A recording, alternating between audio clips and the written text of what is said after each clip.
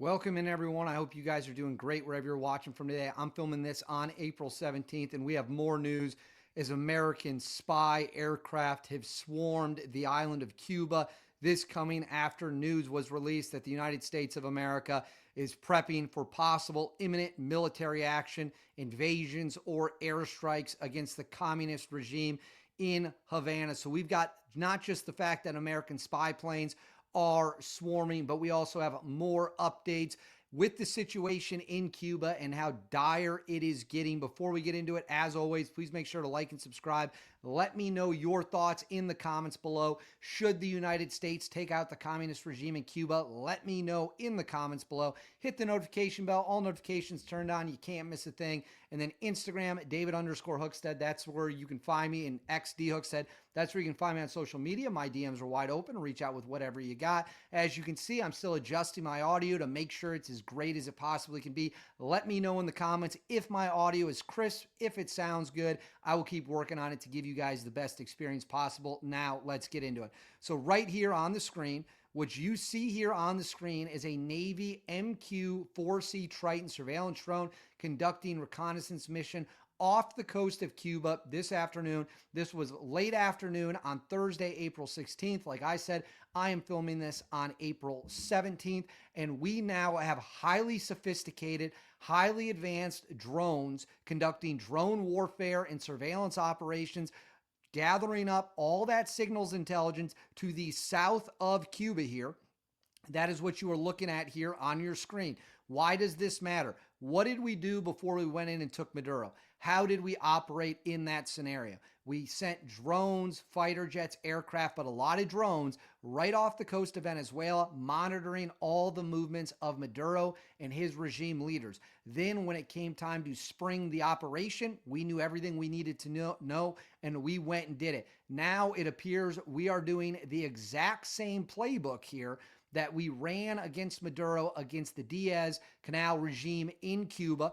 We have another look at it here that gives you the full flight path. So it came out somewhere over the coast on the eastern side of Florida, crossed back to the west over Florida, went south into the Gulf of America, circled Havana for a significant period of time, then looped down into the Cayman Islands region, Jamaica, in between Jamaica and Cuba, where you can see it right there. And it went out of its way to gather all the information it possibly could against the Cuban regime. And again, this is coming as the United States of America is preparing for imminent possible military action. Now, I want to put this on the screen as well. This is not the first time we have done this. This is actually from March, which you see here, taking off from the same area, southbound over to Cuba, another MQ-4C surveillance drone, watching whatever the Cuban government is doing, tracking their movements, tracking their military movements. We are going to find everything the Cubans have before President Trump decides whether or not he will be launching imminent military action. Now, for those of you who don't know what an MQ-4C Triton is, it is an American high-altitude endurance UAV developed for and flown by the United States Navy, Royal Australian Air Force as a surveillance aircraft, together with its associated ground control station. It is an unmanned aircraft system developed by the Broad Area Maritime Surveillance Program. The Triton is intended to provide real-time intelligence, surveillance, and reconnaissance missions over vast ocean and coastal regions, continuous maritime surveillance, conduct search and rescue missions, and complement the Boeing P-8 Poseidon. I think it can go more than 30,000 feet in the air. Let's see if it has. So the range is 94 miles. Sorry, it can go up to 56,000 feet in the air. Let's show you some pictures of this bad boy. So what you see here, that is the drone right there, the MQ-4C Triton, that was scrambled around Cuba now on multiple occasions to gather as much information as possible on the regime before possible military action is taken. Now, next up, why is this important? I'm going to put this up on the screen. We did talk about this in a video yesterday. For those of you who missed it, I'm just going to rehash the quick details. Then we're going to get into some more information about the Cuban crisis that you are not going to want to miss. So this is USA Today.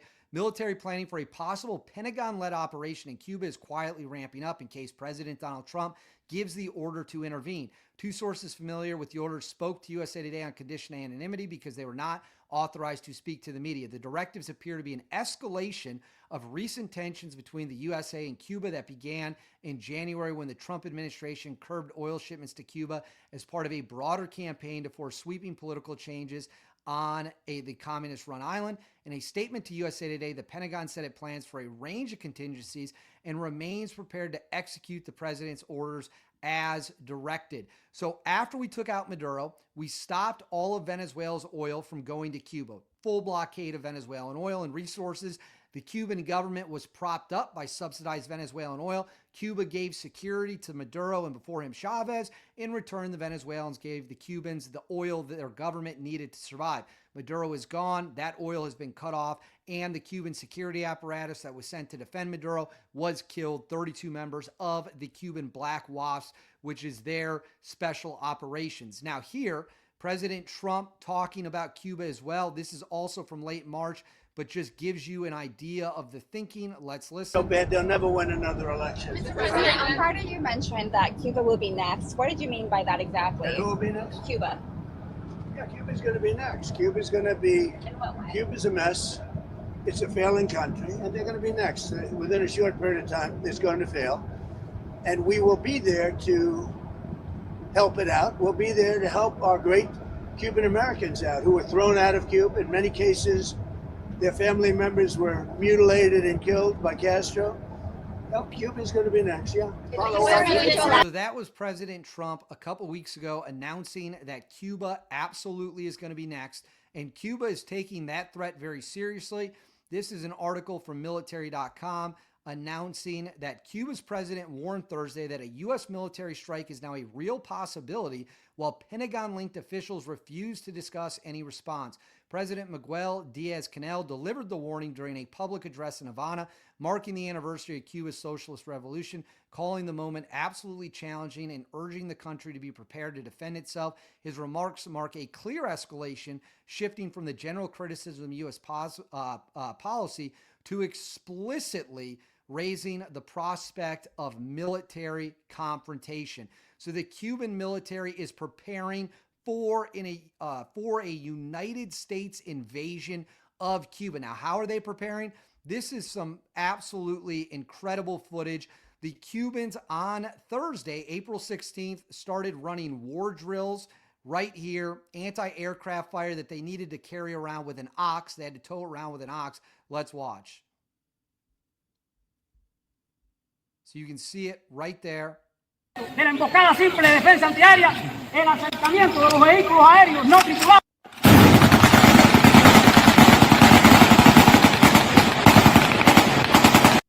So that is the Cubans, I'll put this part on the screen, literally practicing air defense by firing some kind of ox-pulled machine gun and AK-47s into the air. Good luck shooting down an F-22 with one of those. And then lastly, this is from Axios. It says, U.S. suggests Cuba complicit in helping Russia fight Ukraine. The Trump administration has informed Congress that Cuba has contributed up to 5,000 fighters for Russia's war in Ukraine, while also providing diplomatic and political support for Moscow. Why it matters, the U.S. is suggesting that the current Cuban regime is complicit in supplying Russia with troops. The public record does not prove Havana officially dispatched all Cuban fighters, the 5-page unclassified document report.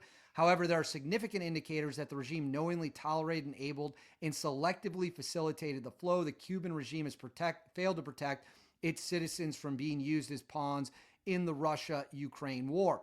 So what they are doing here is they are setting the conditions, setting the pretext to take military action against Cuba, tying them to their only allies, of course, which are China. Their only allies left, which are China, North Korea, Russia, and Iran. Venezuela's gone. Iran just got its teeth kicked in a war. Russia's bogged down in Ukraine. So a lot of interesting things. So we now know, as of me filming this on April 17th, American spy aircraft have scrambled around the island of Cuba, just like we saw in Venezuela before Nicolas Maduro went down.